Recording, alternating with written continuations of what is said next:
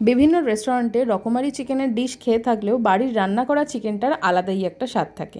Last কিছুদিন ধরে একটা নতুন প্রসেসে রান্না করছি, যেটাতে সময়ও লাগে কম আর টেস্ট হয় অসাধারণ। কিছুই না, চিকেনটাকে ভালো করে ধুয়ে তার মধ্যে লম্বা লম্বা করে কাটা পেঁয়াজ, হলুদ গুঁড়ো, জিরে গুঁড়ো, লঙ্কার গুঁড়ো, স্বাদ মতো নুন, আদা রসুন আর কাঁচা লঙ্কা বাটা আর কিছুটা টক দই দিয়ে ভালো করে মেখে নিতে হবে। অন্তত 30 মিনিটের জন্য রেস্টে রাখতে হবে। কড়াইয়ে তেল গরম করে তার মধ্যে 1 চিমটে সাদা জিরে, গোটা গরম মশলা, একটা তেজপাতা দিয়ে তার মধ্যে চিকেনটাকে অ্যাড করে দেবো। 25 থেকে 30 মিনিট লো টু মিডিয়াম ফ্লেমে কষিয়ে নিতে হবে। চাইলে তোমরা গোটা কাঁচা লঙ্কা 3-4টে দিতে পারো, যেমন আমি দিয়েছি। 30 মিনিট পরই তেল ছাড়তে শুরু করে দেবে, তখন তার মধ্যে আলু দিয়ে কিছুক্ষণ কষিয়ে নিয়ে পুরো চিকেনটাকে একটা প্রেশার কুকারে ট্রান্সফার করে দেবো। তার মধ্যে কড়াইতেই গরম করা জল অ্যাড করে দিয়ে প্রেশার কুকারটা বন্ধ করে সিটি দিয়ে নেব 8 থেকে 10টা। ব্যাস, এরপরে ঢাকনা খুলে চেক করে নিতে হবে যে আলুগুলো সেদ্ধ হয়েছে কিনা। যদি সেদ্ধ হয়ে থাকে তাহলে চিকেনটা খাওয়ার জন্য পুরোপুরি রেডি।